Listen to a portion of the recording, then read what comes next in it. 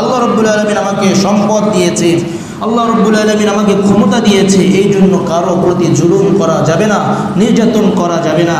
একটি বিষয় ঐতিহাসিকভাবে সত্য বাস্তব, যারাই জুলুম করবে দুনিয়ার মধ্যে জুলুমের পরিণতি তাদেরকে ভোগ করতেই হবে, এটাই বাস্তব।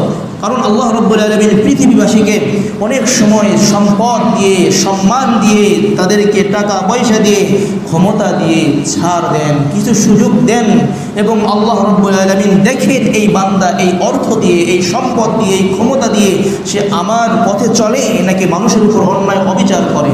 আল্লাহ রাব্বুল আলামিন দেখতে থাকেন। পরিশেষে বান্দা যখন ক্ষমতা পেয়ে, বান্দা যখন সম্পদ পেয়ে, মান সম্মান ইজ্জতের অধিকারী হয়ে যখন অন্যের উপর নির্যাতন চালায়, আল্লাহ তাকে ছাড় দেন, দেখি বান্দা ঘুরে আসে কিনা। আবার ছাড় করলে আবারও ছাড় দেন, দেখি বান্দা ঘুরে আসে কিনা।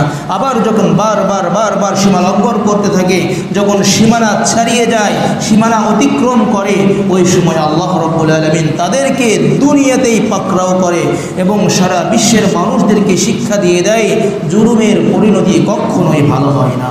এটাই বাস্তব। আপনারা ইতিহাস পড়ে দেখেন, পৃথিবীর শুরু থেকে পর্যন্ত যারাই জুলুম করেছে, যারাই নির্যাতন করেছে, আল্লাহ রাব্বুল আলামিন এই জুলুমের পরিণতি দুনিয়ার মধ্যে তাদেরকে ভোগ করিয়েছে। জ্বলন্ত প্রমাণ হযরতে মূসা আলাইহিসসালাতু ওয়াস সালাম এবং হারুন আলাইহিসসালাতু ওয়াস সালামের সময়ে ক্ষমতা দেওয়া হয়েছিল ফিরআউনকে। যখন সে ক্ষমতা পাইল, ক্ষমতার অপব্যবহার শুরু করলো, তাদের অধীনস্থ যারা ছিল বনু ইসরাইল, এদের উপর জুলুম আর নির্যাতন শুরু করে দিল। কেমন জুলুম আর নির্যাতন শুরু করে দিল? যারা বাচ্চা জন্মগ্রহণ করতো, মায়ের গর্ভ থেকে পৃথিবীতে আসতো, যদি এটা ছেলে হতো সাথে সাথে একেবারে দুনিয়া থেকে বিদায় করে দিত, একেবারে শেষ। আর যদি মেয়ে হতো তাহলে এই মেয়েকে রেখে দিত যে পরবর্তীতে একে দাসী বানানো যাবে, এর মাধ্যমে আমাদের খেদমত নেওয়া যাবে। কারণ নারীদের দ্বারা তো আর কোনো বড় ধরনের ঘটনা ঘটার সম্ভব নয়, আশঙ্কা নেই, বিধায় তাদেরকে রেখে দিত। এইরকম জুলুম নির্যাতন সে করেছিল। আল্লাহ রাব্বুল আলামিন কুরআনুল কারীমে সূরাত ইব্রাহিমের 6 নম্বর আয়াতের মধ্যে বলেন, ইয়াসুমুনাকুম সুআল আযাব ইউযাব্বিহুনা আবনাআকুম ওয়া ইস্তাহয়ুনা নিসাআকুম ওয়া ফী যালিকুম বালাউম মির রাব্বিকুম আযীম। আল্লাহ বলছেন, ইয়াসুমুনাকুম সুআল আযাব, ফিরআউন বনী ইসরাঈলের উপর কঠিন থেকে কঠিন শাস্তি দিত। কেমন শাস্তি দিত আল্লাহ রাব্বুল আলামিন পরের অংশে বলেন, ইউযাব্বিহুনা আবনাআকুম ওয়া ইস্তাহয়ুনা নিসাআকুম। যখন তাদের সন্তান জন্মগ্রহণ করত, ছেলে হলে তাদেরকে জীবন্ত হত্যা করে ফেলতো। এই বিষয়টা কেমন লাগে যদি আপনার আমার সন্তান হয়, ছেলে সন্তান, আর রাষ্ট্রের ক্ষমতা যিনি বসে আছেন ওই সন্তানকে সরাসরি হত্যা করে ফেলে? এই নির্যাতন আর জুলুম কি কম না অনেক বেশি? وَيُذَبِّحُونَ أَبْنَاءَكُمْ وَيَسْتَحْيُونَ نِسَاءَكُمْ وَفِي ذَلِكُمْ بَلَاءٌ مِّن رَّبِّكُمْ عَظِيمٌ। আমি তাদেরকে শাস্তি দিয়ে তাদেরকে আমি পরীক্ষা করেছি, বালাউন বড় পরীক্ষা, আযীম বড় ধরনের পরীক্ষা করেছি। কিন্তু যখন এরকম জুলুম সহ্য করতে করতে একেবারে দেয়ালে পিঠ ঠেকে গিয়েছে, ওই সময় মূসা আর হারুন আলাইহিসসালাতু ওয়াস সালাম আর চুপ থাকলেন না, আল্লাহ রাব্বুল আলামিনের কাছে ফরিয়াদ করলেন। আল্লাহ রাব্বুল আলামিন এই কথাটা কুরআনুল কারীমে সূরাত ইউনূস 88 এবং 89 নম্বর আয়াতের মধ্যে বলেন। মূসা আর হারুন আলাইহিসসালাতু ওয়াস সালাম আল্লাহর কাছে ফরিয়াদ করছে। وقال موسى ربنا إنك آتيت فرعون وملأه زينة وأموالا في الحياة الدنيا ربنا ليضلوا عن سبيلك ربنا اطمس على أموالهم واشدد على قلوبهم فلا يؤمنوا حتى يروا العذاب الأليم। হযরতে মূসা আলাইহিসসালাতু ওয়াসসালাম আল্লাহর কাছে দোয়া করছে, রব্বানা ও রব, ইন্নাকা আতাইতা ফিরআউন ওয়া মালাহু যিনাতান ওয়া আমওয়ালান ফিল হায়াতিদ দুনিয়া। আপনি ফিরআউন এবং তার সহযোগী অনুসারী যারা রয়েছে তাদেরকে তুমি দুনিয়ার সৌন্দর্য দিয়েছো, দুনিয়ার সম্পদ দিয়েছো, দুনিয়ার ক্ষমতা দিয়েছো। তারা তো রব্বানা লিউদিল্লু আন সাবিলিক, ও রব তারা সম্পদ পেয়ে, ক্ষমতা পেয়ে মানুষদেরকে তোমার পথ থেকে সরে নিয়ে যাচ্ছে, গোমরাহ করছে। ওগো রব্বুল আলামিন, রব্বানা তুমিস আলা আমওয়ালিহিম ওয়াশদুদ আলা কুলুবিহিম, আল্লাহ তাদের সম্পদগুলো ধ্বংস করে দাও, তাদের সম্পদগুলো ধ্বংস করে দাও এবং তাদের হৃদয়গুলোকে কঠোর করে দাও, যাতে করে তারা ঈমান না নিয়ে আসে। যেই পর্যন্ত না তোমার কঠিন শাস্তি না দেখে, এর আগ পর্যন্ত যেন তারা ঈমান নিয়ে না আসে, তোমার শাস্তি যেন ভোগ করতে থাকে। দোয়া করছিলেন মূসা এবং হারুন আলাইহিস সালাম। তারপরে আল্লাহ বলেন, ক্বালা ক্বাদ উজিবাত দা'ওয়াতুকুমা ফাস্তাকিমা ওয়া লা তাত্তাবি'আনি সাবিলাল্লাযীনা লা ইয়া'লামুন। আল্লাহ বলে দিলেন, ক্বালা ক্বাদ উজিবাত দা'ওয়াতুকুমা, ও মূসা ও হারুন, তোমরা যে দোয়া করেছো আমি রব্বুল আলামিন তোমাদের উভয়ের দোয়াকে কবুল করে নিয়েছি। সুবহানাল্লাহ। ফাস্তাকিমা, শোনো, তোমাদের দোয়া কবুল করে নিয়েছি, তোমরা অটল অবিচল থাকবে, তোমাদের ন্যায় ইনসাফের উপর অটল অবিচল থাকো। ওয়ালা তাত্তাবি'আনি সাবিলাল্লাযীনা লা ইয়া'লামুন, যারা আল্লাহ সম্বন্ধে জানে না, আল্লাহর ক্ষমতা সম্পর্কে জানে না, তোমরা কখনোই তাদের অনুসারী হবে না। আল্লাহ তাআলা সাফ জানিয়ে দিলেন। মূসা আর হারুন আলাইহিস সালাম দুজন অপেক্ষায় আছেন, কখন আল্লাহ রাব্বুল আলামিন আমাদের দোয়ার প্রতিফলন ঘটান। সময় বেশি অতিক্রম করে নাই, আল্লাহ রাব্বুল আলামিন তাদের দোয়ার ফসল দিলেন। কেমনে? আল্লাহ রাব্বুল আলামিন ওই কথাটাই তার পরের আয়াতের মধ্যেই বলেন। সূরা ইউনূসের 90, 91, 92 নম্বর আয়াতের মধ্যে সুস্পষ্ট আকারে সেই কথাগুলো বলছেন। আল্লাহ তাআলা বলেন, ওয়াজাওয়াজনা বিবানি ইসরাঈলাল বাহরা ফাতবা'আহুম ফিরআউন ওয়া জুনুদুহু বাগিয়ান ওয়া আদুওয়া। যখন আল্লাহ রাব্বুল আলামিনের ফয়সালা হলো, আল্লাহ রাব্বুল আলামিন শত্রুকে দুনিয়া থেকে বিদায় করবেন, ওই সময় ফিরআউনের অন্তরে বনি ইসরাঈলদের প্রতি শাস্তি আরো কঠোরভাবে তারা আরোপ করা শুরু করলো। ওই সময় আল্লাহ তাআলার পক্ষ থেকে বলা হলো, ওগো মূসা আর আমার নবী হারুন, তোমরা তোমাদের জনপদদেরকে নিয়ে তোমরা ওই এলাকা ছেড়ে আরো অন্যত্র চলে যাও, দূরে চলে যাও। ওনারা যখন যাইতেছিলেন পথের মধ্যে সাগর পড়ে গিয়েছে, লোহিত সাগর পড়ে গিয়েছে। আল্লাহ রাব্বুল আলামিনের কাছে দোয়া করলো, আল্লাহ এই মুহূর্তে আমরা কি করব? আল্লাহ রাব্বুল আলামিন বললেন, কেন, তোমার হাতে তো লাঠি আছে, লাঠিটা একটু পানির মধ্যে ছেড়ে দাও, সাগরের মধ্যে ছেড়ে দাও। ছেড়ে দেওয়ার সাথে সাথে আল্লাহ রাব্বুল আলামিনের কুদরতে বড় ধরনের 12টি রাস্তা হয়ে গিয়েছে। সুবহানাল্লাহ।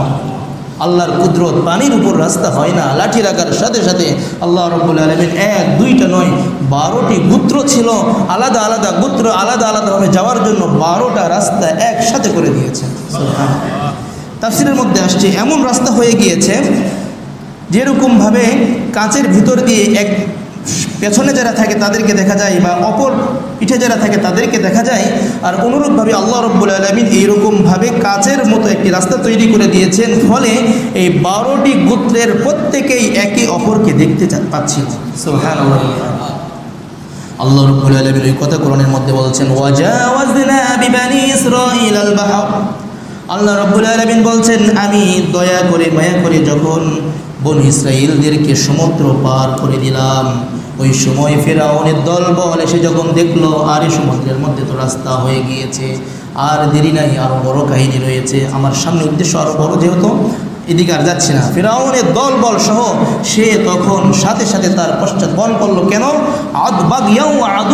শত্রুতা বশত এবং তাদেরকে পাকড়াও করবার জন্য তারা তাদের পেছনে ধাওয়া করলো। হাত্তা ইযা দারাগাহুল গরক, আল্লাহ রাব্বুল আলামিন বলছেন, তারা যে পেছনে গিয়েছে আমি তাদের সকলকে সমুদ্রে ডুবিয়ে দিলাম। সুবহানাল্লাহ। তারপরে যখন ডুবিয়ে দিচ্ছেন, ওই সময় ফিরআউন এবং তার দলবলের লোকেরা বলছে, আমানতু আন্নাহু লা ইলাহা ইল্লাল্লাযী আমানাত বিহি বানু ইসরাঈল ওয়া আনা মিনাল মুসলিমিন।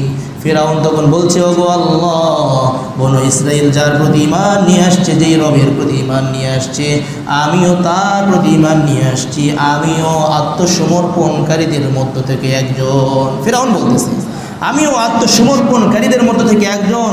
বনু ইসরাইলরা যার প্রতি ঈমান আনছে, আমিও ঈমান নিয়ে আসছি। কিতাবের মধ্যে আসছে একটি রাওয়ায়াতের মধ্যে, ওই সময় ফিরাউনের মুখের মধ্যে কাদা মেখে দিয়েছে, ফিরাউনের মুখকে বন্ধ করে দিয়েছে, যাতে করে আবার আল্লাহ রব্বুল আলামিনকে ডাকতে না পারে।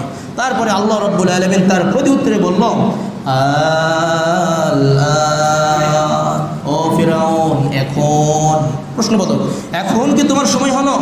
এত বছর তুমি রাজত্ব করেছো, 400 বছর তুমি রাজত্ব করেছো, কোনোদিন তোমার জ্বর হয় নাই, কোনোদিন তোমার সামান্য মাথা ব্যথা হয় নাই, তুমি আমাকে ডাকার সুযোগ পাও নাই, আর এখন ওয়াকাদ আসাইতা ক্বাবলু ওয়া কুনতা মিনাল মুফসিদিন, আরে তুই তো কিছুক্ষণ পূর্বেই অবাধ্য ছিলি আর তুই দুনিয়ার মধ্যে বিশৃঙ্খলা করতি। তবে শুনে রাখ, আজকে তোরে ধ্বংস করে দিচ্ছি, ঠিক আছে, তবে তোর শরীরটাকে পৃথিবীর মধ্যে রেখে দেব, যাতে করে কিয়ামত অবধি যত মানুষ পৃথিবীতে আসবে সকলেই তোকে দেখে যেন শিক্ষা নিতে পারে। আল্লাহ রাব্বুল আলামিন পরের অংশে বলেন, ফালিয়াউমা নুনাজ্জিকা বিবাদানিকা লিতাকুনা লিমান খালফাকা আয়াহ ওয়া ইন্না কাসীরাম মিনান নাসি আন আয়াতিনা লাগাফিলুন। আল্লাহ বলছেন, ফালিয়াউমা নুনাজ্জিকা বিবাদানিকা, শুনে রাখ, তোর শরীরকে আমি রেখে দেব, আমি আল্লাহ রাব্বুল আলামিন তোর শরীরের সংরক্ষণ করব। নতুবা সমুদ্রের মধ্যে যদি কোনো লাশ পড়ে যায়, লাশ কেন, যে কোনো বস্তুই পড়ে থাকলে লবণাক্ত পানির বৈশিষ্ট্য হচ্ছে সেইটাকে একেবারে চিরতর ধ্বংস করে দেওয়া। কিন্তু আল্লাহ রাব্বুল আলামিন কত মহান, যেহেতু বলেছেন আমি তোর লাশকে সংরক্ষণ করব, এই জন্য শত শত বছর পরে পানির মধ্যে থাকার পরেও আল্লাহ রাব্বুল আলামিন ফিরাউনের লাশকে সমুদ্রের পানির জন্য একেবারে হারাম করে দিয়েছে। আল্লাহু আকবার। লিমান খালফাকা আয়া, শুধু পরবর্তী লোকদের শুধুমাত্র শিক্ষা হওয়ার জন্য। জালেমের পরিণতি কখনোই ভালো হয় না।